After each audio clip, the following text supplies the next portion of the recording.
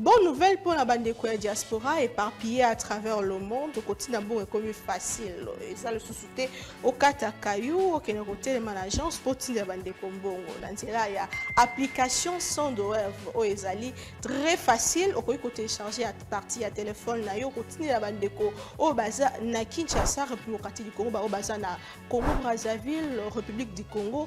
Facilement, bakoki ko récupérer mbongo na nzela ya M-Pesa to Orange Money na bango et yo esika ozali bonne nouvelle miami balé ezali que ceux qui ont téléchargé application Sandware et kotindi na code promo Buzz TV on reçoit $10 le la bénéfice donc il y a pas mieux télécharger mokona lelo makamba au télémanager Cécile il y a pas mieux que ça tinda mbongo la facilité dès aujourd'hui télécharger Sandware na nzela ya téléphone na yo plus facile, il n'y a pas mieux.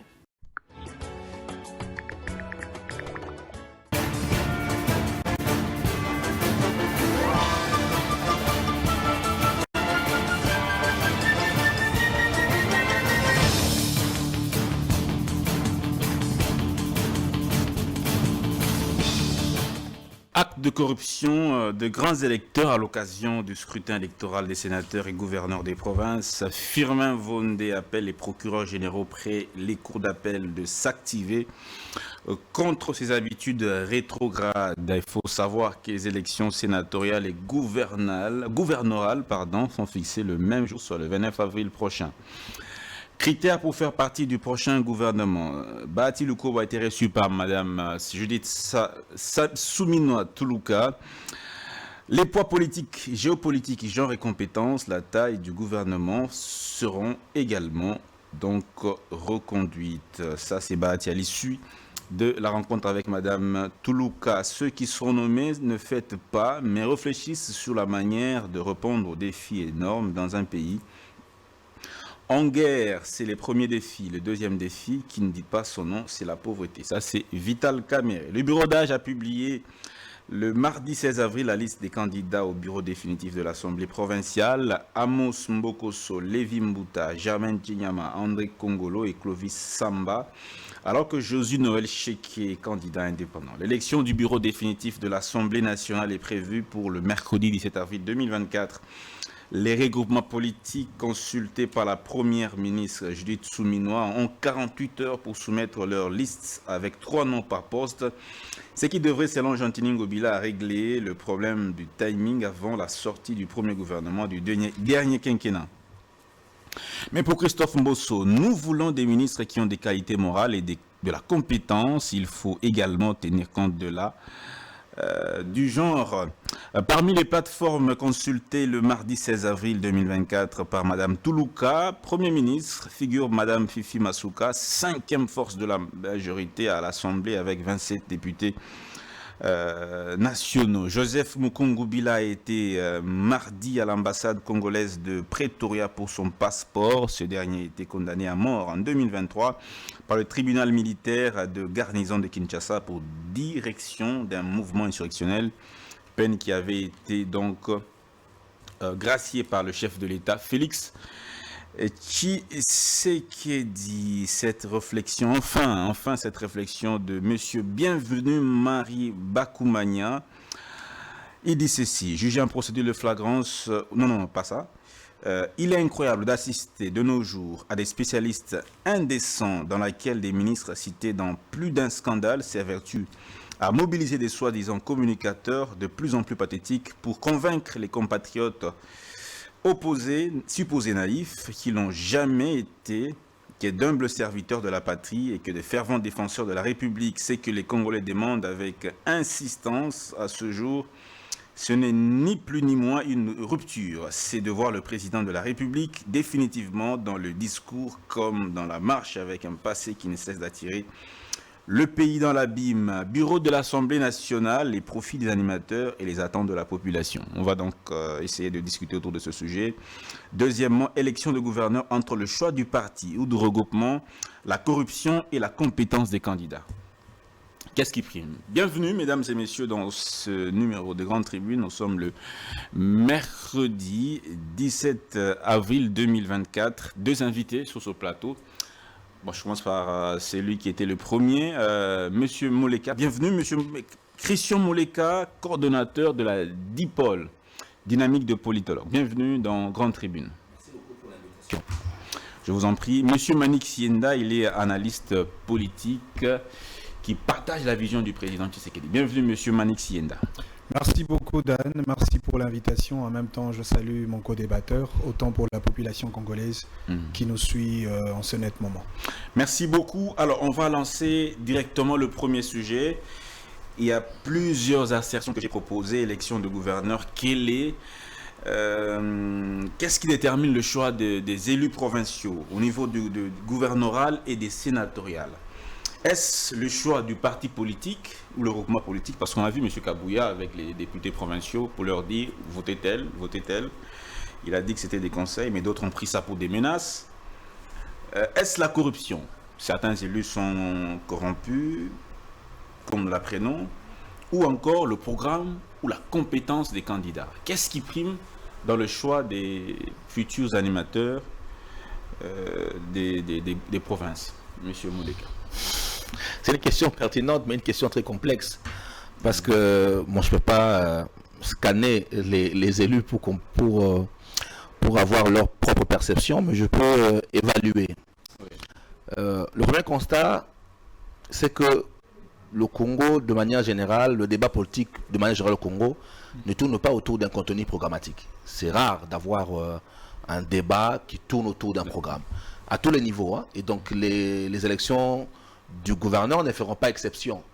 Donc, il ne faut pas attendre des députés qui n'ont pas cette culture, comme tous les Congolais, de manière générale, de débattre des questions de contenu, discuter contenu dans la ville.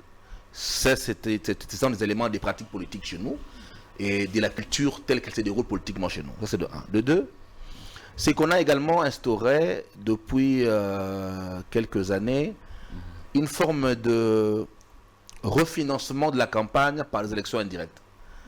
Ça veut dire, vous avez des députés qui ont dépensé énormément pour se faire élire et qui cherchent à se refinancer par des scrutins indirects parce que ceux qui viennent vers eux sont de gros candidats face à des grands électeurs. Ça veut dire sénatorial et gouverneur.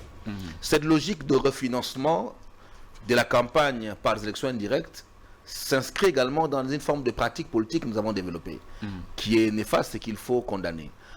Mais pour lesquelles il faudrait trouver des réponses systémiques et des réponses structurelles. Nous avons un système électoral qui est mal parti dès le départ, parce que reposant essentiellement sur l'achat de voix. Si Manix Iyenda veut aller se faire élire à Bokungu Ikela, ben, qu'est-ce qu'il fait? Il amène des ballons, il amène des vareuses, il construit un terrain de football, il jette des ponts, et tout ça, c'est un coût. Il amène des polos, et on l'appelle papa social. On est dans un regroupement, généralement. J'en viens. On l'appelle papa social, non pas parce qu'il a un bon cœur, mais parce qu'il donne bien. Vous voyez, c'est ça l'expression papa social. Il donne bien. Et comme il donne bien, c'est lui à qui on donne les voix, parce que honorable à Sololi. Et donc, cet honorable qui a dépensé pour le scrutin direct, parce que la population n'a pas été suffisamment éduquée, formée à comprendre que l'élection, ce n'est pas un marché d'échange entre voix et monnaie, va chercher à se recapitaliser. Parce que peut-être qu'il a vendu une maison pour aller faire la campagne. Et donc, il va se recapitaliser en se refinançant par les scrutins indirects. Maintenant, là où se pose le problème, c'est le conflit entre la logique du parti qui veut contrôler l'élection en faisant passer les candidats du parti et les intérêts personnels honorables qui veut se refinancer par les scrutins indirects. Si le parti lui propose un profil qui n'amène pas l'argent, eh bien, il y a un conflit d'intérêts. Mais déjà, le parti en question, avant que vous ne soyez élu définitivement, le parti, dans notre fonctionnement, le fonctionnement des partis politiques et regroupements, les partis, pour certains, financent déjà votre campagne. Non. Les partis politiques, pour certains, payent la caution, essentiellement, et lorsque vous allez en campagne, ils vous donnent 500 000, peut-être pour ceux qui sont mieux organisés, $2000. C'est quand même... c'est symbolique. C'est pas rien. C'est symbolique, ça ne représente rien pour une campagne dans le modèle congolais. Je vous donne un exemple. Moi, je suis de Kimantseke. Kimantseke a 46 quartiers, plus de 1000 avenues et 1 million d'électeurs. 1000 avenues. Oui, 1 million d'électeurs. Vous voyez la configuration.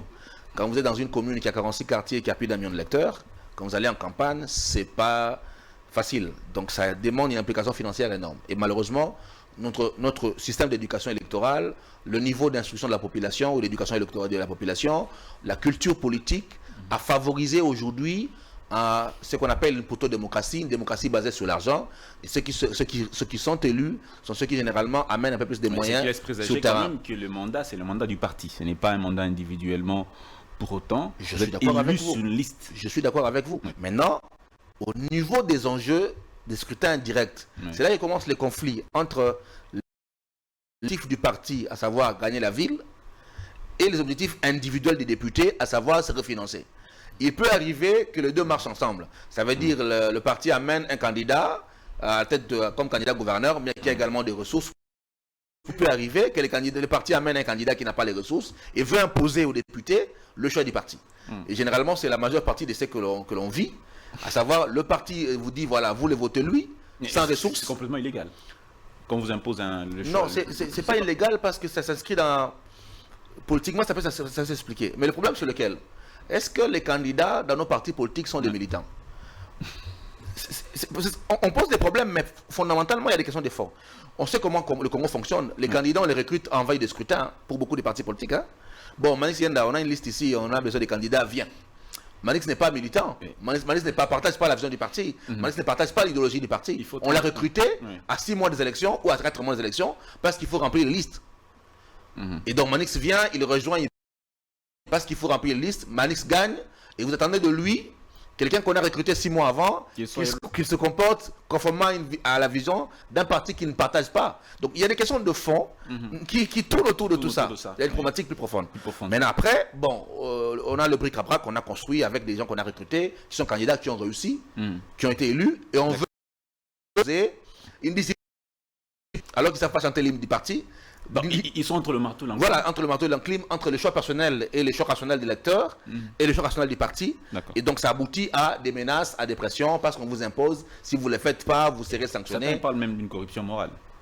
Ou une forme de corruption morale. Donc il y a systématiquement des problèmes de fond liés à la fois à la culture politique, au niveau d'éducation, à la rationalité de notre système partisan, notre manière de recruter et à la fin, au fait que les débats politiques ne tournent pas autour du programme. Donc il va tourner autour de l'injonction du parti, de la capacité des candidats à proposer Jeep et $50 000, ou au sénateur à proposer... Et ça entretient cette corruption endémique qui s'est installée. Merci beaucoup, M. Christian Moleka. Donc on va retenir que rien ne détermine le choix des élus provinciaux dans le contexte congolais actuellement. On retient qu'il y a les facteurs individuels qui sont généralement l'intérêt peut-être de capitaliser pour les députés. Il y a les impératifs des jeux de partis pour le contrôle de pouvoir. Merci. Donc un député joue entre personnel et du parti. Alors, M. Manix Yenda, un avis de politologue. Quel est votre avis à ce sujet?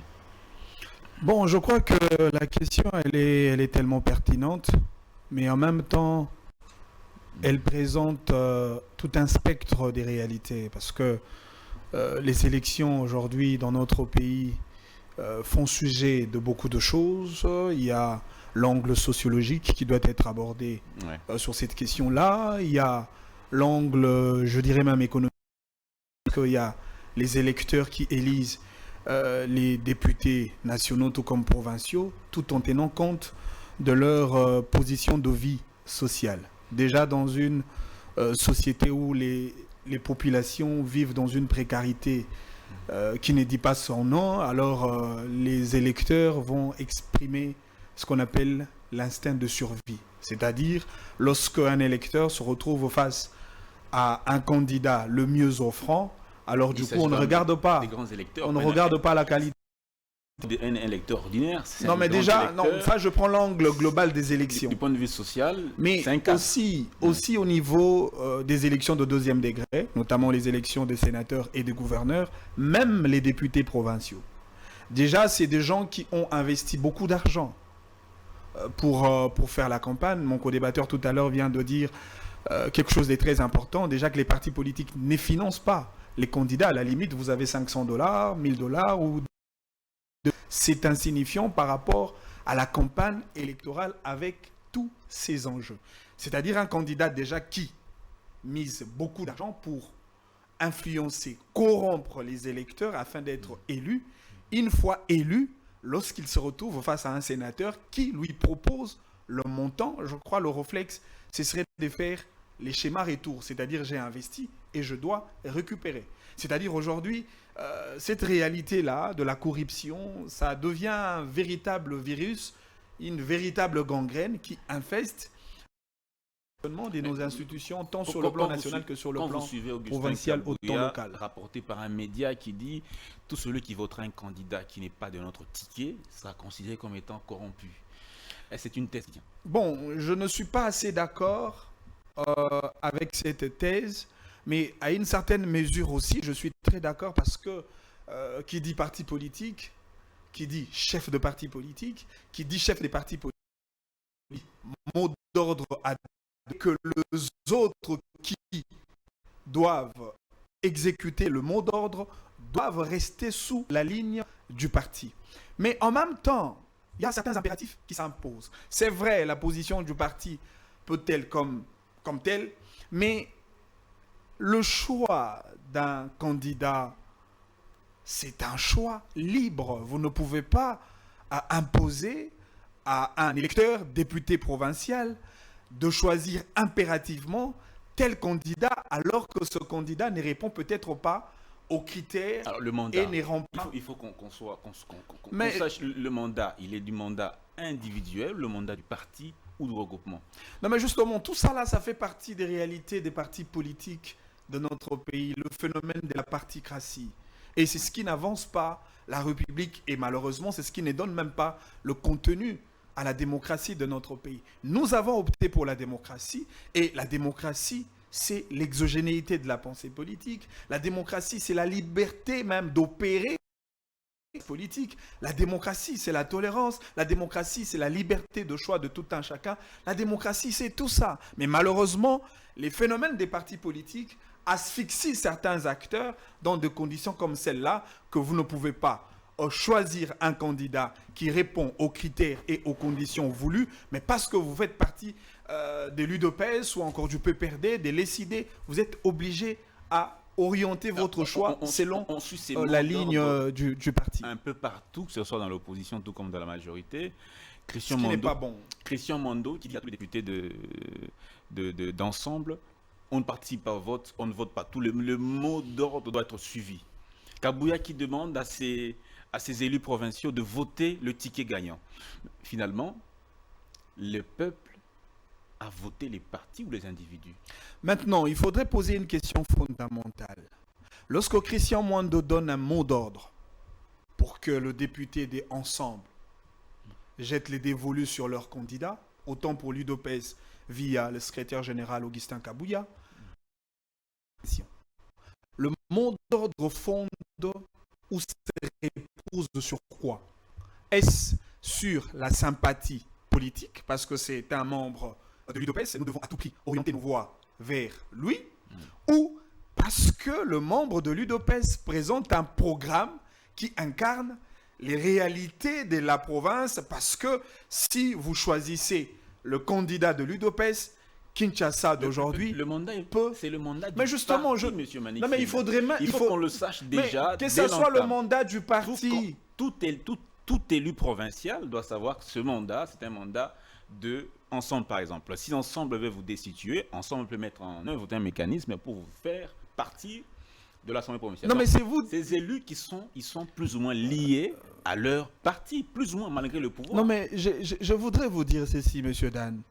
Au-delà de calcul politique, d'ailleurs, vous dites que c'est un mandat du parti, mais à vrai dire, ce n'est même pas le mandat du parti, c'est le mandat du peuple. C'est le peuple qui donne le mandat à ses élus. Bien que ces élus sont membres de partis, mais ils sont élus députés nationaux, députés provinciaux, pour répondre aux déshydratats de la population congolaise. C'est comme ça que moi, je voudrais que les secrétaires généraux de partis politiques, autant pour le président de parti politique, lorsqu'ils donnent de mots d'ordre pour orienter le choix sur un candidat membre de notre parti, mais il faudrait que cela soit justifié. Il faudrait que cela soit objectif. Oui, nous voulons de tels membres du parti parce qu'il a un programme qui répond aux vraies questions et aux enjeux de la ville. Quel est le programme du candidat de l'UDPS? Je vous reviens. Non, mais s'il vous plaît, restons un tout petit peu sur ça. Quel est le programme du candidat de l'UDPS? Quels sont le paradigme de gestion au regard de problèmes de Kinshasa que le candidat de l'UDPS présente à la face du monde, c'est-à-dire à la population congolaise, les détenteurs définitifs du mandat dont on parle, pour que les élus provinciaux orientent leur choix. Et donc aujourd'hui, on comprend que les meilleurs candidats sont ceux qui se retrouvent dans une posture politique favorable. Merci parce qu'on devient le candidat le plus influent, parce qu'on a été choisi par le secrétaire général Augustin Kabouya. Non, mais écoutez. Je dois respecter les temps comment dire, il faut que je sois équitable dans la répartition de la parole. Alors, monsieur Moleka, le choix. Aujourd'hui, le choix, il est un peu, on va dire, rien n'est défini exactement sous base de quoi les élus. Est-ce qu'il n'y a pas une base légale qui soutient le choix des élus provinciaux? Il n'y a pas de base légale. Non, c'est parce que le vote, il est secret, il est personnel, il est individuel. Le problème, c'est l'équilibre entre les objectifs stratégiques du parti ou du regroupement et le maintien de la liberté de l'élu qui exerce son mandat dans le cadre réglementaire qui lui est reconnu. En fait, le débat que nous sommes en train de poser, c'est un vrai débat de démocratie interne au sein des partis politiques. Nos partis politiques fonctionnent-ils en interne ou c'est je dis et vous respectez? Parce que si ce débat existe en interne, on n'aurait pas toutes ces gesticulations. Ces gesticulations attestent justement qu'il n'y a pas de démocratie interne. Parce que l'UDPS qui veut diriger le Congo devrait avoir en interne son plan de gouvernance pour la ville de Kinshasa, transformé en projet, et que le moment échu, on présenterait un profil qui épouserait le projet tel qu'on l'a déjà accepté. Mais néanmoins, déjà, malgré la démocratie, la liberté, le parti a un idéal, une vision vers laquelle le parti tend. Si on invite ces candidats à voter pour cette vision-là, où est le problème? Le problème, c'est que quand vous dites le parti, vous parlez de qui? Vous ne parlez pas du secrétaire général. Le parti. Le parti, c'est l'ensemble des cadres. Oui. Ça veut dire, ce que vous appelez décision a un processus. C'est un processus vertical, top-down, d'un dirigeant qui impose, ou c'est un processus down-top quand vous adhérez qui à un est parti, construit sur base... Quand vous adhérez à un parti, vous adhérez aux valeurs, à tout ce qui a, tout ce que prône le parti. J'adhère au statut et aux organes et décisions du parti qui ne se reposent pas sur la volonté d'une personne. La volonté du parti. Oui, la volonté du parti, ce n'est pas la volonté d'une personne. Il faut qu'on se convienne très bien. Ce n'est pas la volonté d'une personne. La personne porte la vision. Comment on construit à l'intérieur du parti des cas d'expression, à l'intérieur du parti, qui aboutissent à des décisions. Notre problème, c'est qu'on veut embrigader les espaces de liberté en donnant des injonctions. Nous sommes dans une logique des injonctions. Où est le mal? Faites ça ou rien. Où est le mal? Déjà, j'en viens. Un parti politique est assis, comme je l'ai dit, sur une idéologie donnée. Cette idéologie doit être mise en œuvre par la conquête du pouvoir. Ça, c'est l'idéal. Ça, c'est pas la pratique chez nous. Parce que si vous demandez à tous nos partis politiques qui existent de vous montrer la charte qui organisent leur activité, beaucoup n'en ont pas. Si vous demandez leur programme de gouvernance, beaucoup n'en ont pas. Ça, c'est l'idéal. La vérité est que notre modèle de fonctionnement partisan est en déphasage avec un fonctionnement démocratique, notamment des démocraties internes. Notre modèle de fonctionnement partisan, en fait, nous avons une démocratie à double vitesse. Nous avons une démocratie ouverte dans l'espace public, l'alternance, les débats publics ici, liberté d'opinion, ainsi de suite, l'élection, mais démocratie interne qui n'existe presque pas. Donc pas de vraies élections au sein des partis politiques, pas des cadres de concertation, de discussion au sein des partis politiques. Il y a une conséquence maintenant dans le fonctionnement des institutions. Vous savez qu'ailleurs on fait des primaires à l'intérieur des partis. On peut dire voilà qui sont candidats gouverneurs, on fait des primaires, on retient le meilleur et puis on va en avance.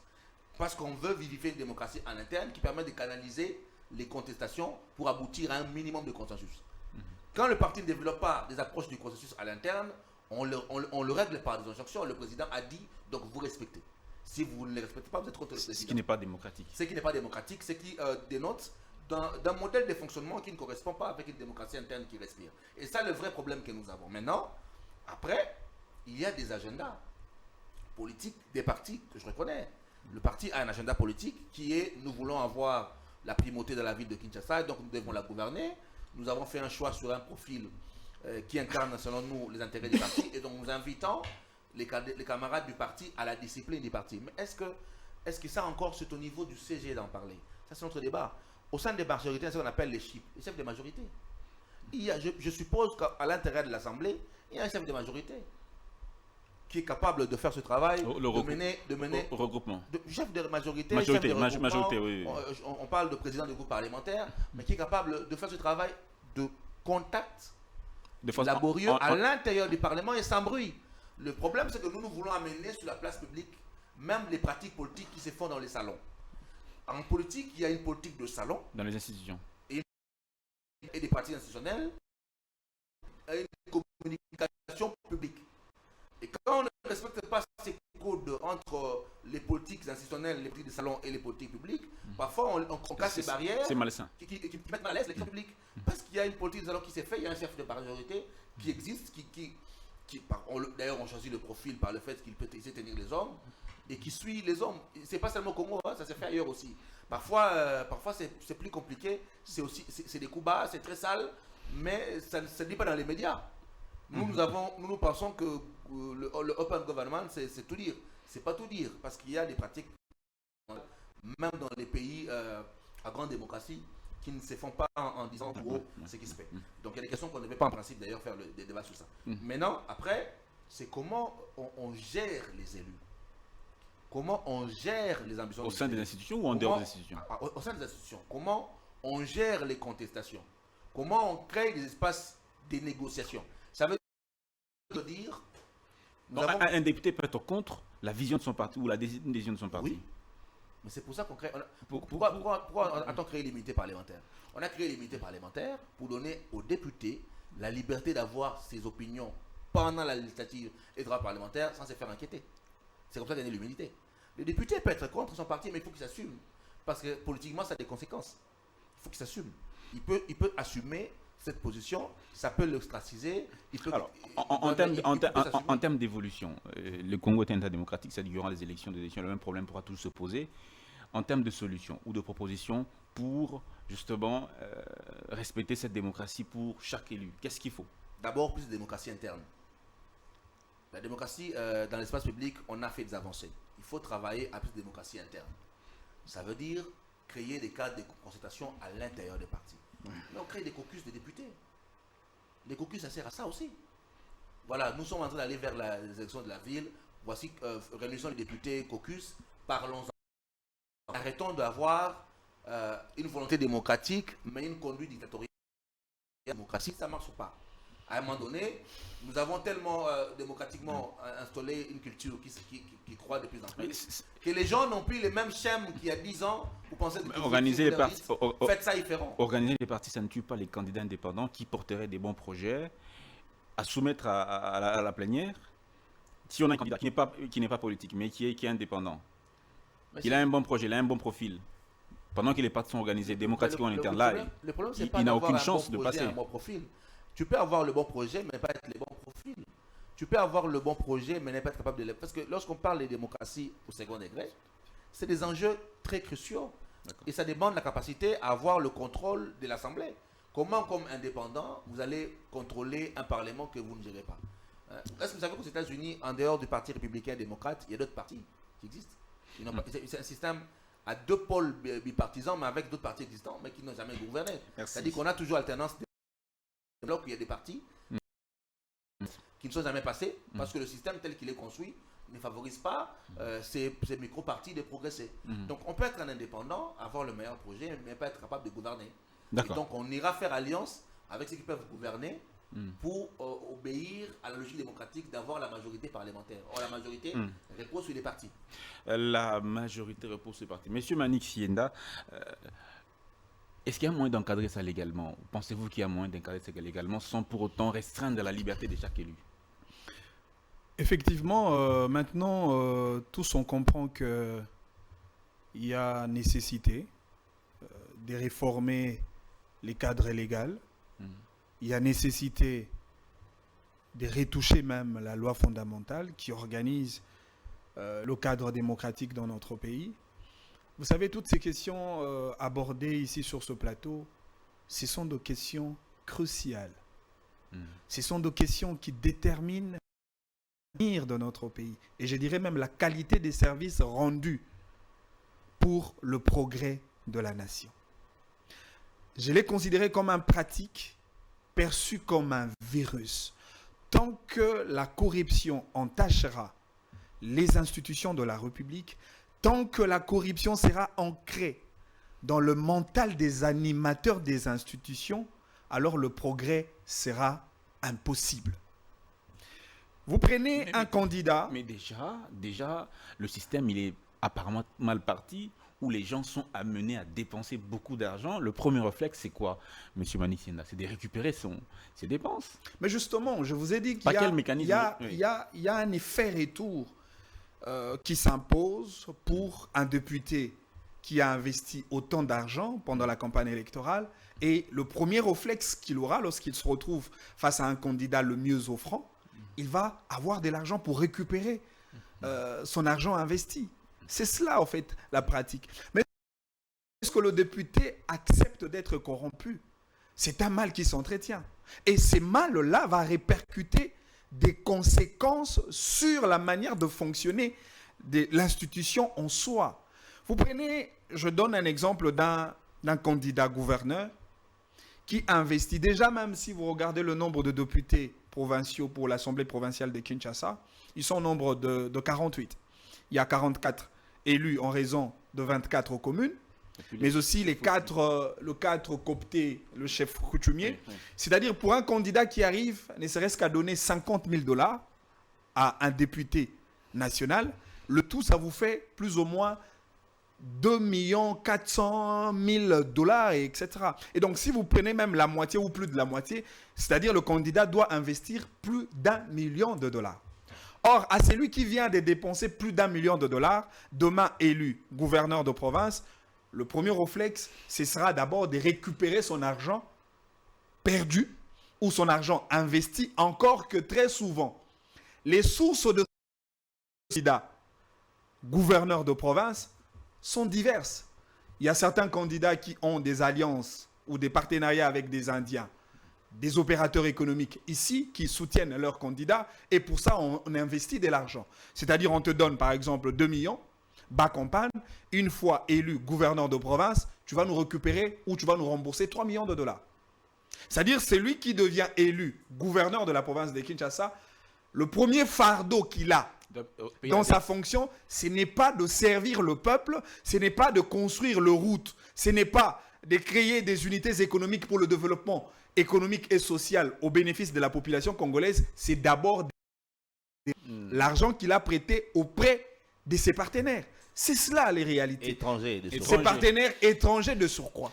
Et au-delà même de ça, les systèmes politiques aujourd'hui met les gouverneurs de province dans une difficulté permanente vis-à-vis des assemblées provinciales. Regardez les relations de gouvernance qu'il y a entre le gouverneur et les députés. Au moindre problème, les députés provinciaux soulèvent la motion. Et la méthode ou la pratique, nous la connaissons.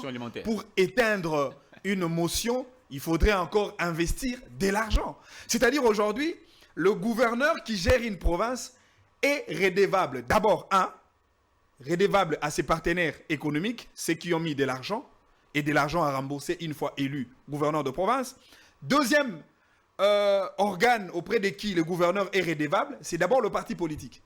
Déjà, le gouverneur il a un pourcentage ou un quota bien défini de cotisation qu'il doit verser dans le trésor du parti, encore que celui qu'il a désigné comme le candidat du parti, lui aussi doit avoir une enveloppe pour ça, peut-être de manière permanente ou mensuelle, mais aussi les députés provinciaux qui traquent à tout moment pour de besoins alimentaires. C'est-à-dire en réalité, le peuple congolais, pour qui l'on est devenu gouverneur de province, le 4e position. Alors je me demande quand est-ce que le gouverneur de province va travailler pour le nom et pour le compte de la population congolaise. Donc aujourd'hui, il y a nécessité de procéder à des véritables réformes. C'est vrai, sur le plan légal, il y a un certain nombre de couacs qui posent, mais aussi la vraie et la véritable réforme, c'est d'abord au niveau de la mentalité des acteurs politiques. Nous devons regarder la misère de notre peuple. Kinshasa aujourd'hui a des sérieux problèmes. Est-ce que nous pouvons nous regarder en face et nous disons, aujourd'hui nous sommes d'appartenir à d'un grand pays comme la République démocratique du Congo? Est-ce qu'on peut se regarder en face, ne serait-ce que de dire, est-ce qu'il y a un secteur de la vie provinciale de Kinshasa qui marche?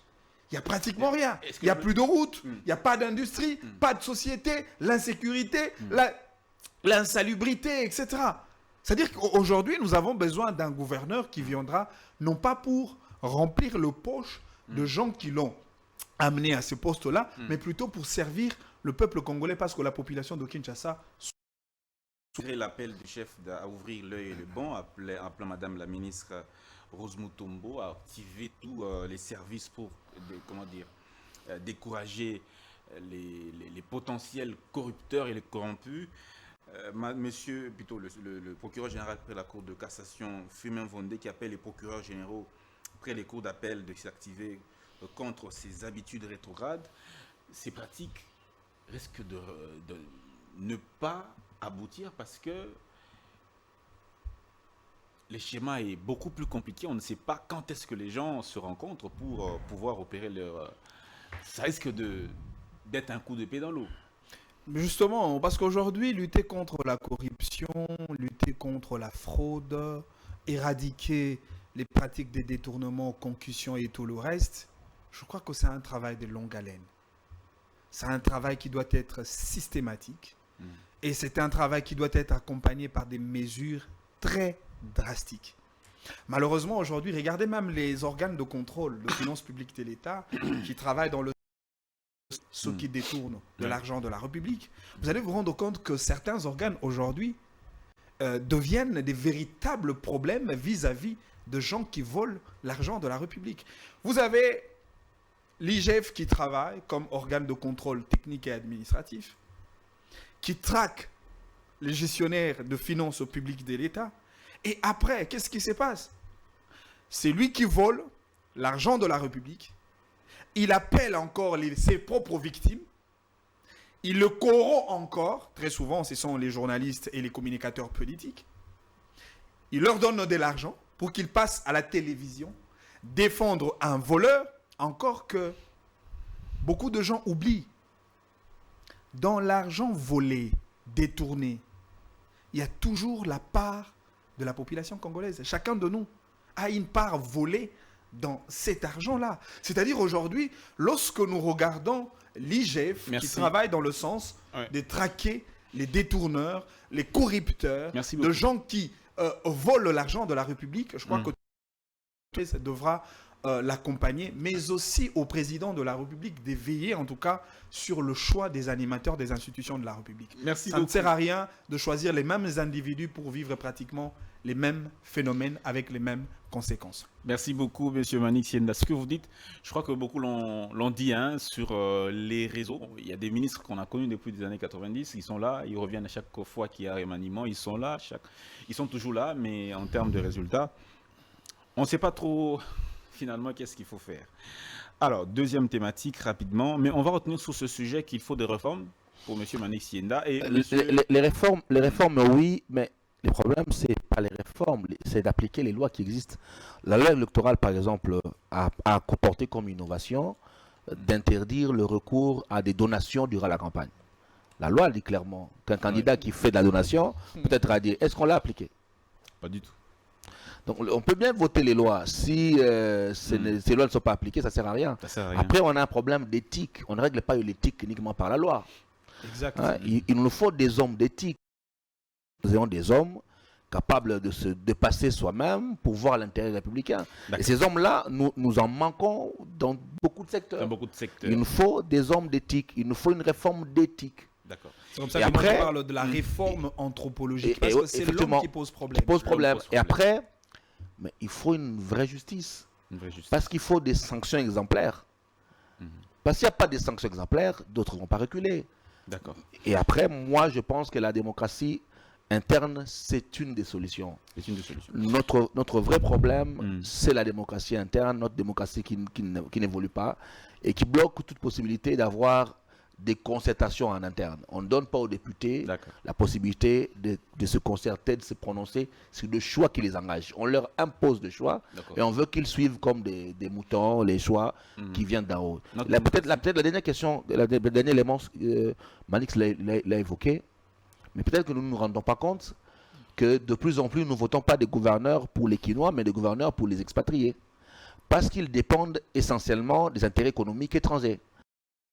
Un gouverneur qui dépend des intérêts économiques étrangers, Étrangers. qui contrôle le gouverneur? Les étrangers, c'est clair. Les étrangers. Donc si nous ne prenons pas conscience que nous fabriquons des gouverneurs, des dirigeants de plus en plus qui dépendent des capitaux étrangers, eh bien nous formons des gouverneurs qui ne travaillent plus pour l'intérêt interne. Il ne faut pas être surpris demain que dans l'accès au marché public, dans la commande publique, dans la répartition des fonctions, ce soit toujours les étrangers qui bénéficient des financements, des projets, alors que les entrepreneurs locaux qui ont besoin d'accéder à la commande publique ne peuvent pas accéder. C'est tout un modèle qu'il faut questionner sérieusement, parce qu'il en va également de la capacité de l'indépendance de nos dirigeants vis-à-vis des influences extérieures. D'accord. Merci beaucoup. On doit prendre la deuxième thématique. Bureau de l'Assemblée nationale, les profils des animateurs et les attentes de la population. Voilà, à Union Sacrée, il y a 3 candidats au bureau déjà du président de l'Assemblée nationale, M. Vital Kamere, M. Bati et M. Mbosso, qui est le président sortant. Voilà. Il faut d'abord que nous définissions la mission de l'Assemblée nationale. Qu'est-ce que la population attend de l'Assemblée nationale au cours d'une législature? Monsieur Moleka, Mais qu'il joue son déjà, rôle. dans le choix des animateurs du bureau de l'Assemblée nationale, est-ce que le peuple peut-il avoir son choix? Son choix, mais son choix, dans la logique de la démocratie des représentations, c'est-à-dire la démocratie représentative, le peuple ne choisit pas directement, il choisit via les élus qui les représentent. C'est ça d'ailleurs le sens de la représentation. Donc les choix des élus est supposé être le choix indirect du peuple qui les représente, même si le mandat n'est pas impératif, il est national. Et donc, en principe, ce sont les élus qui incarnent le choix du peuple. Maintenant, entre ce que votent nos élus et ce qu'attend la population, il y a un grand fossé, un fossé énorme. Parce que, de mon point de vue, la communauté a besoin d'un parlement contre-pouvoir. Le rôle déjà du bureau, dans la gestion de l'Assemblée nationale, est-ce qu'il y a un lien qui peut permettre à ce que la population puisse avoir sa part, se retrouver? Mais oui, mais le bureau, c'est la plénière, c'est l'organe suprême de l'Assemblée La nationale. plénière est l'organe suprême, c'est le bureau qui en est de source de leadership. Parce que dans le fonctionnement de l'Assemblée, le calendrier de la session est décidé par le bureau réuni en commission des présidents. Donc c'est vrai, la commission des présidents qui réunit les bureaux, les présidents des groupes parlementaires et tout le reste. Mais le leadership, c'est le président. Et le bureau de l'Assemblée nationale qui le mène. Donc, que ce soit pour inscrire les matières en session, que ce soit pour animer les débats publics, le leadership est porté par le bureau, qui organise à la fois la conférence des présidents. Le bureau peut décider de ne pas aligner une matière donnée. La conférence des présidents, mais pilotée par le bureau. Et après, la tenue des plénières, pilotée également par le bureau. Donc, ce leadership du bureau est important. Après, le Parlement, ne pas qu'uniquement pour le débat interne, c'est une institution de contrôle de l'exécutif. Et donc, vous avez un rapport institutionnel entre le gouvernement et le Parlement, qui est également incarné par la qualité de leadership de ceux qui dirigent le Parlement. Si vous avez un leadership fort au sein du Parlement, vous avez également un équilibre de pouvoir que ce leadership peut porter avec d'autres institutions. Si vous avez un bureau faible, eh bien vous avez un leadership faible dans son rapport avec d'autres institutions comme le gouvernement. C'est ça aussi l'enjeu. Moi je pense que la population a besoin d'un Parlement fort qui peut être un contre-pouvoir. On l'a vu durant la législature passée. Énormément de dossiers de détournement qui ont été soulevés par l'IGF n'ont pas trouvé de répondants au sein du Parlement. C'est compliqué quand le gouvernement et l'Assemblée nationale, c'est une même famille politique. Il y a un chef qui dirige, un chef qui peut donner un mot d'ordre qui est appliqué. C'est justement, À ce moment-là, la problématique, c'est les mots d'ordre. oui. Mais une majorité peut se remettre en question. Je rappelle quand même, à l'époque du PPRD, on avait Aubin à l'Assemblée nationale, Matata au PPRD, au gouvernement, tous de PPRD, mais qui s'opposaient franchement. Bien évidemment liés à la guerre des héritiers, mais qui s'opposaient franchement. Donc, une majorité peut s'opposer. Je rappelle quand même que Kamere, en 2006, était du PPRD, à la tête de l'Assemblée nationale, et il a été éjecté par d'autres PPRD, parce que son style de leadership, dès l'époque, était jugé... On a parlé à l'époque du mot d'ordre, de l'autorité. Oui, mais justement, son style de leadership était jugé trop dangereux dans la gestion de l'Assemblée, avec beaucoup de liberté dans l'opposition, beaucoup de liberté dans le débat public. Rappelez-vous l'affaire Kamouina Nsapou, Boudou Diakongo plutôt, Boudou Diakongo qui a exposé le ministre de l'Intérieur de l'époque, le général Kaloumé. Rappelez-vous d'autres dossiers dont la conduite, l'affaire Kaïmba, avec les fameux bornes 43, ainsi de suite, dont la conduite était jugée quelque peu laxiste. Et donc, il a été remplacé par des hommes de poigne, comme Bouchab, qui peut mieux tenir le Parlement et donc mieux emmurer. Mbosse, Bati et Kamere. Qui voyez-vous jouer ce rôle convenablement? Bon, pour moi, le problème, il est déjà au fait que l'Union sacrée est en train de montrer des limites dans la gestion des ambitions. Autant au niveau de l'Assemblée qu'au niveau de la ville de Kinshasa. Les limites à quel niveau? Au niveau de la gestion des ambitions de ces gros cadors. Ça veut dire, si nous sommes aujourd'hui en train de traîner, qu'il n'y a pas de calendrier publié et que les choses traînent, c'est parce que l'arbitrage qui devait être fait ne se fait pas. Et qu'on a ce travail de négociation qui perdure pour gérer l'un ou l'autre dans la gestion des ambitions. C'est le même problème qu'on a au niveau de la ville de Kinshasa, entre Deo Kasongo indépendant et Bumba, qu'on n'arrive pas à arbitrer, et en fin de compte, la CENI s'improvise arbitre et la Cour ramène le vrai problème. Donc, mais qui doit faire? Mais c'est le leadership au sein de l'Union sacrée. C'est le leadership au sein de l'Union sacrée, pas forcément le chef d'État. Je pense qu'en tant qu'Union sacrée, il y a un cadre qu'on appelle le présidium. Ils sont le président, tous les membres du présidium sont en train de s'opposer, ils veulent tous ce poste-là. Oui, mais ça veut dire qu'il y a une forme d'horizontalité dans la gouvernance qui pose problème et qu'il n'y a pas une tête prépondérante. À l'époque, avec un Kabound, on avait un pivot plus ou moins de régulation de cette force. Aujourd'hui, l'Union sacrée semble être une nébuleuse où il n'y a pas un cœur pivot et on veut tout ramener au président qui doit être l'arbitre ultime de tous les conflits et de tous les enjeux de pouvoir. Le président ne peut pas être le chef tribal auprès de qui on ramène tout comme centre et cœur du pouvoir. Sinon, il n'a pas de fusible. Oui. Il faut qu'il ait des fusibles, des niveaux de décision qui se prennent en dessous de lui, et il fait l'arbitrage en dernier lieu.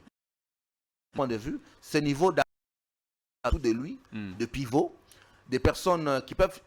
Kabila avait des Katuma Mwake, il avait des tels profils qui peuvent servir de pivot et de fusibles, et le président, en dernier lieu, vient faire l'arbitrage. Merci beaucoup, M. Moleka. M. Manik Sienda, y a-t-il un écart souvent entre le choix du peuple, les élus votés, et le choix du bureau définitif de l'Assemblée nationale? Selon vous, s'il y a cet écart-là, il proviendrait d'où? Bon, moi, je ne parlerai pas que du bureau de l'Assemblée nationale. Il y a un écart entre le peuple et les députés élus. Parce qu'aujourd'hui, nous avons de réalités comme le seuil électoral qui explique une certaine disproportionnalité entre le suffrage exprimé par le peuple et celui qui vient d'être élu parce qu'il a été à la tête de listes d'un parti qui a répondu et aux critères des seuils de recevabilité et même d'éligibilité. Comment dans un parti le premier de liste a été élu député national avec 3000 voix, tandis que dans un parti qui n'avait pas atteint les seuils d'éligibilité, disons des recevabilités, le premier en liste qui avait plus de 11 000 voix n'a pas été élu. Ça explique effectivement le sens de votre question, qu'il y a réellement un grand décalage entre le peuple et les élus. Qu'à cela ne tienne, revenons maintenant sur cette question de bureau de l'Assemblée nationale. D'abord, je suis totalement d'accord avec mon co-débatteur Moleka lorsqu'il parle d'un problème de gestion des ambitions au sein de l'Union sacrée de la nation. L'Union sacrée de la nation est un regroupement politique, c'est vrai, à une certaine connotation électorale, mais ça se présente comme un organe avec un pouvoir horizontal, ce qui explique même le présidium avec le même pied d'égalité en termes de pouvoir des décisions. Même si le pouvoir du secrétaire est un peu exorbitant par rapport à certains membres du présidium de l'Union sacrée de la nation, qu'à cela ne tienne. Mais aujourd'hui, on sent le manque d'homogénéité dans la décision lorsqu'il s'agit de choix des candidats à l'élection, que ce soit au niveau provincial, la ville-province de Kinshasa, pour l'élection de gouverneur de province, que ce soit au niveau du bureau de l'Assemblée nationale. Je crois qu'il y a cette cacophonie qui augure un certain désordre au sein du regroupement. C'est comme ça, parce que si ces désordres persistent, ça peut pousser à certains analystes à tirer comme conclusion la faiblesse de leadership du président de la République, considéré comme l'autorité suprême au sein de ces regroupements politiques qu'on appelle sacrés de la nation. D'où la question, pourquoi le président Tshisekedi, comme autorité suprême, ne donne pas son mot d'ordre par rapport aux candidats du regroupement? Pourquoi ça ne se fait pas? La démocratie au sein. Non, mais oui, la démocratie, vous avez parlé de mot d'ordre dans un parti politique, dans un regroupement politique, parce que dans une famille politique, il y a aussi une valeur de la solidarité politique. Les ambitions doivent être respectées pour chaque candidat. Oui, on doit gérer les ambitions, mais si on ne gère pas les ambitions, alors la bataille sera ouverte. Maintenant, il y a 3 candidats de l'Union sacrée. Mais pour vous, la faiblesse, c'est au niveau du président de la République comme autorité de référence? Non, moi je ne prends pas ça comme une faiblesse, mais plutôt ça peut se présenter comme une faiblesse aux yeux de ceux qui observent la réalité politique au sein de l'Union sacrée de la nation. Parce que au-delà du présidium, c'est les présidents Tshisekedi qui demeurent l'autorité suprême. En cas d'échevauchement d'ambition, en cas de frottement d'ambition, le président de la République peut jouer le rôle d'un arbitre pour départager les uns et les autres. Mais qu'à cela ne tienne, on fait avec, parce qu'il y a en face de nous 3 candidats. Mais je voudrais regarder un peu les 3 candidats. Tous les 3 candidats ont déjà occupé, si ce n'est pas la fonction du président de l'Assemblée nationale, plutôt la fonction du président du Sénat. Ou de ministre même. Non, je reste d'abord au niveau de l'Assemblée nationale, au niveau du Parlement. L'Assemblée nationale et les Sénats. Bahati vient d'être président du Sénat et il veut transiter du Sénat vers l'Assemblée nationale comme si les parlements étaient une chambre où on pouvait faire les petits déplacements au sein de la même pièce. De l'autre côté, Christophe Mbosso, président de l'Assemblée nationale, et il veut briguer le mandat pour le même poste. Et enfin, Vital Kamerhe, un ancien président de l'Assemblée nationale qui, après quelques législatures, revient maintenant pour solliciter le même poste. D'où la première question. De ces 3 anciens présidents de l'Assemblée nationale et du Sénat, quel est le candidat qui a un profil en termes de réputation politique dans l'opinion nationale? Non, il n'est pas question de réputation. Ça, c'est une question. Ça fait partie des critères de crédibilité sur le profil de chaque candidat. Parce qu'on a besoin d'un président de l'Assemblée nationale qui fera souffler le vent de la démocratie. On a besoin d'un président de l'Assemblée nationale qui va renforcer en termes d'efficacité le contrôle budgétaire, le contrôle sur les finances publiques de l'État, le contrôle sur l'exécutif national. On a besoin d'un président de l'Assemblée nationale qui aura un leadership fédérateur. La bataille du Dauphinat déjà du chef de l'État en 2028 ne se joue pas déjà au bureau de l'Assemblée nationale. Ça, c'est un non-dit. Et ça fait même appel à certains procès d'intention. Laissez Kamerhe. Mais ce serait autant, même si Kamerhe ne devient pas président de l'Assemblée nationale. Et donc, parce que Mbosso vient d'être président de l'Assemblée nationale, fera de lui le dauphin du président de la République en 2028. Question. Ce serait pareil pour madame Judith Souminois. C'est le cas pour le président du Sénat, Modeste Bahati, mais pourquoi on veut orienter cet argument seulement quand il s'agit de l'honorable Vital Kamerhe? Mais la question reste quand même posée. Pourquoi cette, entre guillemets, cette agitation de la part de Non, mais M. s'il y a Vital agitation, Kamerhe? c'est Il parce y a- que... il y a d'autres fonctions. Non, mais pas du tout. Moi, je crois que cette agitation peut se justifier par 2 ou 3 éléments. Oui. Je prends d'abord l'élément poids politique, Terminé. réputation politique et sociale, et aussi le rôle à jouer au sein de l'union sacrée de la nation comme machine politique. En termes de poids, l'honorable Vital Kamerhe est le président d'un parti qui occupe aujourd'hui pratiquement la deuxième force après l'UDPS en termes de nombre des élus au sein de l'Assemblée nationale. Et donc, Vital Kamerhe et l'UNC en tant que parti politique, c'est un grand partenaire du président Tshisekedi. En termes de poids politique toujours, Vital Kamerhe a été candidat président de la République lors des élections de 2011 et il a occupé pratiquement La deuxième place. la deuxième place. La troisième place, c'est-à-dire c'est quelqu'un qui a un ancrage, je veux dire un ancrage national, parce que participer à l'élection présidentielle, c'est avoir l'approbation de toute la population sur toute l'étendue du territoire national. Terminé, s'il vous plaît. Et au-delà de cela, parce qu'il ne faudrait pas perdre de vue le contexte parlementaire actuel. Aujourd'hui, la majorité des députés sont issus de la grande plateforme qu'on appelle Union sacrée de la nation.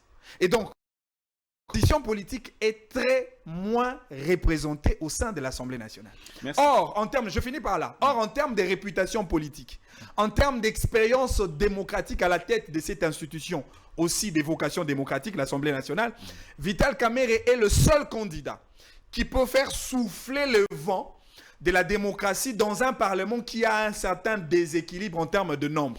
Parce que, souvenez-vous, lorsque Vital Kamerhe était président de l'Assemblée nationale, les opposants avaient un cadre d'expression adéquat pour faire vibrer la démocratie parlementaire dans notre pays. Et donc, aujourd'hui, la position de Vital Kamerhe devient un choix idéal pour l'avenir de notre Parlement. Je finis par là. Je finis par 30 secondes, s'il vous plaît. Cet élément.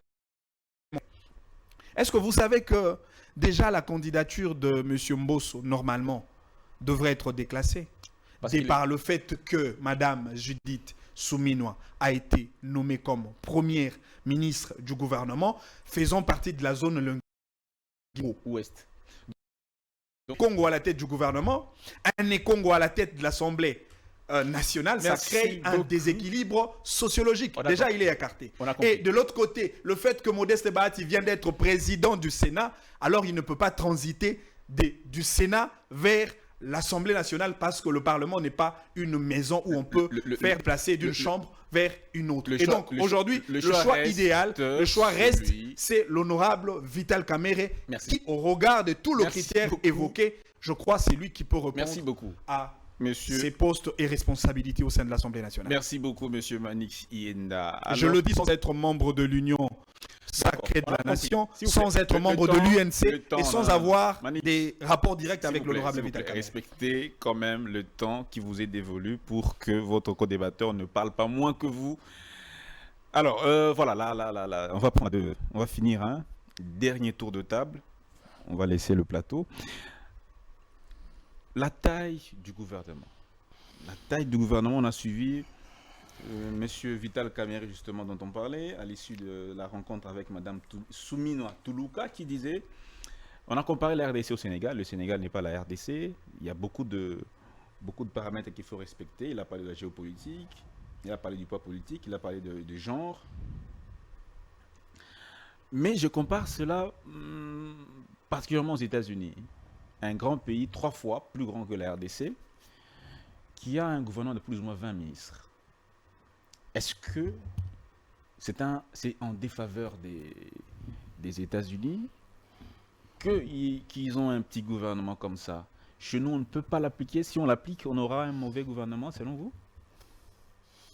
Déjà, juste avant de répondre à votre question, je vais juste revenir sur la dernière question qu'on a évoquée sur le Parlement. en apportant un petit élément de précision sur la problématique des profils. Moi, je pense que le président n'a pas intérêt à avoir un gouvernement faible, un parlement faible, et que tout se concentre autour du président de la République. L'affaiblissement des institutions sera à son désavantage. Il est nécessaire d'avoir un parlement fort, un gouvernement fort, et un jeu d'équilibre qui permette au président de faire l'arbitrage. Et donc, même dans la perspective où il y aurait des gens qui ont besoin de postuler, mais l'idéal, ce serait d'opposer les dauphins.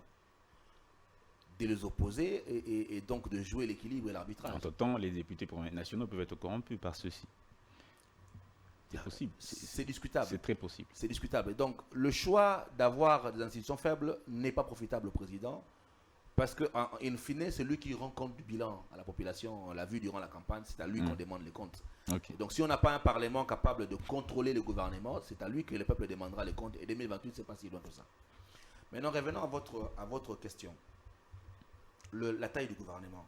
C'est un faux débat entretenu par des politiques pour justifier leur volonté de se retrouver dans une équipe éléphantesque. Le gâteau. Parce que on a l'habitude au Congo de compartimenter les ministères pour répondre aux besoins déclassés des gens. Ailleurs, on a un ministère de l'Éducation nationale pour avoir de la cohérence entre ce qui se fait au primaire, au secondaire et à l'universitaire. Chez nous, on a même saucissonné universitaire et recherche scientifique. On a un ministère de la recherche scientifique propre qui n'est pas attaché au ministère de l'enseignement universitaire. Mais comment on va faire de la recherche si ce n'est pas lié à l'université? C'est compliqué. Pourquoi? Mais parce qu'il faut caser des gens.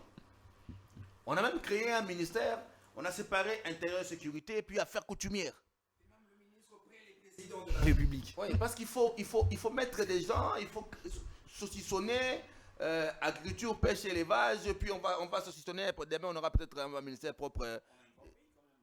Le problème, ce n'est pas la taille du pays, ce n'est pas le nombre des ministères pour le pays. Le problème, c'est la cohérence des politiques. La cohérence des politiques qu'on met en place. On peut avoir un gouvernement de 20 personnes efficace, cohérent et structuré, avec une allocation de qualité des ressources, et avoir un gouvernement éléphantesque qu'on ne sera pas coordonné et qui va vous pousser à créer des espaces de coordination. On a suivi le principe 10 députés, un ministre. 10 députés, un ministre. D'abord, ce n'est pas constitutionnel. Est-ce que tout n'est pas réglé par la Constitution. Est-ce que le mal ne vient pas plutôt de la Constitution, de notre Parlement, je veux dire. Tout n'est pas réglé par la Constitution et par la loi. Il y a des pratiques en politique. Ça veut dire que vous avez un rapport de force parlementaire qu'il faut transformer en rapport de force gouvernementale. C'est ça l'équilibre. Comment on fait pour que 400 députés qui forment une majorité ou 44 regroupements de la majorité se transforment en un gouvernement de 30. Et donc on crée des ratios qui transforment le poids politique ou le poids numérique parlementaire en poids gouvernemental. C'est des ratios, ce n'est pas lié à la Constitution, c'est de l'intelligence que l'on construit, mais également qui doit refléter les rapports de force. Le problème, c'est que nous avons au Congo beaucoup de petits partis politiques. Hein, ceux qui obtiennent 2, 3, 5, 10 sièges, comme le président Bosso qui en a moins de 10, mais qui ont des ambitions d'exister à côté des grandes formations politiques. Et là où peut-être je suis d'accord avec vous en termes de loi, c'est sur le mode de scrutin qu'il faut toucher.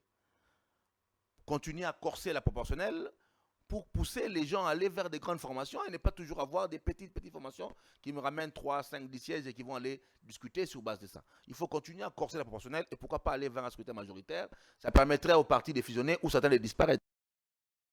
Et donc la problématique de la taille, pour moi, l'efficacité n'est pas liée à la grandeur du gouvernement, l'efficacité est liée à la cohérence des personnes qu'on a choisies et de l'action qu'on met en place en termes d'allocation et des profils. D'accord. Et donc le pays n'a pas besoin d'avoir, pour moi, 45 ou 50 ministres. C'est énorme parce que ces ministres-là auront des cabinets qu'il faudra payer, c'est la masse salariale. Oui, ces ministres-là seront logés, ces ministres-là auront des véhicules, c'est un coût pour la République. Et lorsqu'ils vont quitter, il y a des indemnités de sortie, c'est un coût pour la République. Pour finir, hein, en une minute carrément, en une minute, la problématique de la géopolitique, est-ce que vous avez l'impression qu'elle est bien comprise? Il y a des personnes, on a 26 provinces, il y a des personnes de certaines provinces qui disent Eh bien, dans son gouvernement, là, il n'y a aucune personne, aucun membre de notre province, de notre province. Est-ce que, parlant de géopolitique, on doit nécessairement retrouver les membres de toutes les 26 provinces au sein de ce gouvernement pour Non. expliquer la question de la géopolitique? Mais oui, mais c'est pas magique non plus. On a 26 provinces, non? Ça veut dire si on a un ministre par province, ça fait 26 ministres. C'est faisable. Le problème, c'est qu'on a 145 territoires. Le problème, c'est qu'on a 400 tribus. Et que quand vous dites une province, par exemple, dans le Kwango, vous parlez Yaka, vous parlez qui? Quand vous dites une personne dans le Bongala, chez moi, par exemple, vous dites Ngombe, vous dites Bumba, Mbouza, vous dites qui? C'est là que les problèmes vont se jouer, mais c'est possible de le faire. Le problème, c'est qu'un gouvernement doit être... comment je peux expliquer le concept? La représentation, c'est aussi comment les gens s'identifient dans ce qu'ils voient. Et donc, si ailleurs on fait plus d'inclusion, les femmes, le noir, c'est parce que le peuple doit, lorsqu'il voit le gouvernement, s'identifier en lui dans sa composition. Je voulais expliquer à la population le concept de géopolitique. La géopolitique qui doit se refléter au sein du gouvernement. Le problème, c'est d'abord pas géopolitique. Le problème au départ, c'est la représentation. Le peuple doit s'identifier lorsqu'il voit le gouvernement en lui.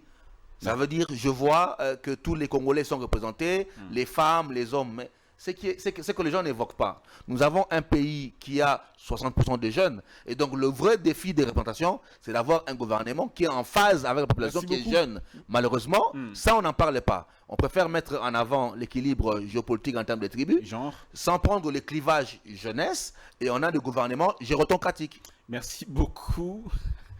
Monsieur Manik Sienda, on termine avec vous. La taille du gouvernement. J'ai comparé aux États-Unis 20 ministres, un pays 3 fois grand que la République démocratique du Congo. Est-ce que la question de la taille se pose-t-elle pour notre pays également? Bon, moi, la question de la taille importe peu, à une certaine mesure, mais aussi, de l'autre côté, je crois que nous devons réduire quand même la taille du gouvernement dans l'idée de réduire le train de vie des institutions pléthoriques. Ça fait coûter à la République beaucoup d'argent. Mais s'il faudrait aller dans la logique de nombre de nos provinces, nous avons 25 provinces, plus la ville-province de Kinshasa, je me dis pourquoi ne pas avoir carrément un gouvernement de 25 ou de 26 ministres avec des attributions compactées.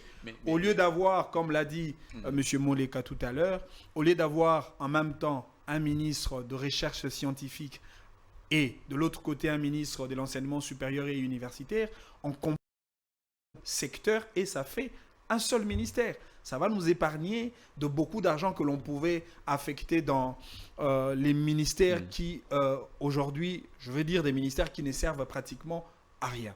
Vous prenez les ministères du tourisme, urbanisme et habitat, vous prenez les ministères de l'aménagement du territoire, aujourd'hui scindés à plusieurs ministères, vous pouvez compacter et ça fait un seul ministère, ça va nous épargner de beaucoup de choses. Mais au-delà de la taille, ce qui importe beaucoup plus, c'est la taille et même la gravité des problèmes de la population congolaise.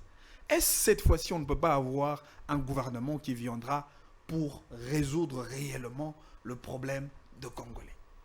Souvenez-vous, lors de la prestation de serment du président de la République, le président nous a dit que dans son deuxième mandat, il faudrait corriger les erreurs du passé. Moi, je me pose la question, est-ce que le président de la République est lié au parti politique? Une loi ou une constitution qui oblige au président de la République, avant de nommer le membre du gouvernement, il faut nécessairement faire recours au parti politique. C'est vrai, je sais que nous sommes dans un système de collaboration institutionnelle entre l'exécutif national, le président de la République, le gouvernement, avec le Parlement, mais le président peut aussi recourir à l'expertise extra-parlementaire. Allez à l'université de Kinshasa. Il n'y a pas des cerveaux, des savants qui peuvent jouer un très grand rôle dans ce projet gouvernement pour résoudre un certain nombre de questions. Ça se fera comment? Pendant que l'Assemblée nationale a des députés nationaux, ceux-ci revendiquent des postes au sein du gouvernement, parce que le gouvernement... Non, mais c'est cela le problème. Et l'émanation du Parlement, ça devient non, mais c'est pas... Non, mais mon frère Dan, je vous ai dit... Juste pour compléter ce que dit Manik Sienda, Le premier mandat, on le fait pour avoir le second en politique. Et le second mandat, on le fait pour entrer dans l'histoire. Le président a géré le premier mandat pour avoir le second et donc... Mais ouais. Le second mandat, se supposait que tu n'as plus besoin du soutien de tes alliés pour un énième mandat qui n'existe plus. Et donc, politiquement, ça donne à celui qui obtient le second mandat plus de liberté en termes de dépendance des alliés. Exact. Parce que tu es supposé ne plus dépendre d'eux pour un troisième mandat. Si tu le veux, tu peux prendre des mesures transgressives parce qu'en fait, tu n'es plus dépendant d'eux. Vous prenez par exemple quelqu'un comme... Et ça peut être une ligne. Il doit finir. Ça peut être une ligne pour s'inscrire dans l'histoire en prenant des mesures transgressives parce que tu as bien plus de marge de manœuvre que dans les premiers mandats pour dépendre des alliés. Il n'est pas lié par le Parlement. Non, mais aujourd'hui, tout est clair qu'il y a de Congolais de qualité en dehors de la sphère politique nationale. Je vous donne le cas le plus précis. Il y a un Congolais qui nous a fabriqué un smartphone, téléphone Okapi. Ouais. Ce monsieur-là, avec son intelligence pratique, ne mérite pas être ministre au sein de ce gouvernement. Ici, dans ce pays, nous avions assisté une dame qui nous a produit une technologie made in Congo, robot roulage. Cette dame-là ne mérite pas, Madame Kirongonzi ne mérite pas d'être membre au sein de ce gouvernement. Il y a bien de Congolais de qualité qui existent. Il y a le monsieur qui était à la tête de l'INPP. Son nom m'échappe. Chikuya. Qui a prouvé, de par sa qualité des services rendus, de l'État avec des résultats escomptés. Ces messieurs-là ne méritent pas être membres du gouvernement. Non mais attention. Aujourd'hui, nous avons deux secteurs. Vous prenez par exemple le secteur de l'agriculture. Mais il n'est pas lié par le Parlement. Le Parlement ne le lie pas. Non, mais le président n'est pas lié au Parlement, moins encore aux partis politiques. Que faire de ces partis qui ont des élus nationaux? Non, mais ne conditionnez pas la vie de toute une république au caprice des partis politiques. Il faut que la république, la patrie, prime sur les partis politiques. Aujourd'hui, on a besoin de gens qu'il faut à la place qu'il faut. Quelqu'un qui ne connaît pas les enjeux, le méandre, les réalités du secteur de l'agriculture, et vous le mettez ministre de l'Agriculture, qu'est-ce qu'il va foutre de l'agriculture? Vous n'êtes pas frustré déjà, vos partenaires de l'Union sacrée? Non, mais moi je suis... Non, mais écoutez, la mon frustration, frère, au-delà du salut de partenaires... Non, mais le salut du peuple prime. Aujourd'hui, les Congolais qui me suivent n'ont plus besoin de non parti politique. Non, on n'en a pas besoin. On a besoin de Congolais qui viendra résoudre le problème des Congolais. Point barre. Comment vous pouvez imaginer, sans citer le nom, vous mettez quelqu'un à la tête d'un département du gouvernement, ministre d'un secteur. Il bénéficie de l'argent du trésor public. Il bénéficie de la police nationale pour sa sécurité. Il bénéficie de ses privilèges. Il bénéficie de tout le confort institutionnel qu'il a. Mais à la fin de sa fonction, le monsieur n'a même pas rempli ne serait-ce que la part des responsabilités qui lui a été réservée. Je prends le cas, par exemple, du ministre de l'aménagement du territoire. Qu'est-ce qu'il a fait? Du Luando? Non, mais est-ce qu'on peut dire, non, je ne voudrais pas citer les noms, c'est pas commode. Est-ce qu'on peut dire aujourd'hui, nous avions eu un ministre, ne serait-ce que réaménager le 1 sur 5 du territoire congolais? Est-ce que le ministre a même aménagé, ne serait-ce que son propre quartier? Sa propre avenue? Vous êtes très dur envers... Non, mais oui, il faudrait être dur à l'égard de gens qui ne produisent rien, mais qui... pour le compte de la République. Si on n'est pas dur aujourd'hui, eh ben, on fera du surplace, on tournera à rond et les choses ne marcheront pas. Merci beaucoup, monsieur Manix Ienda. Merci beaucoup, monsieur Christian Moleka. C'est moi qui vous remercie. Merci à tous de nous avoir suivis. Cette émission est terminée. Si vous l'avez aimé, merci également l'équipe qui m'a accompagné. Christian Mbouka, Jordi Kalombo, Homo Fortis Elika. À très bientôt.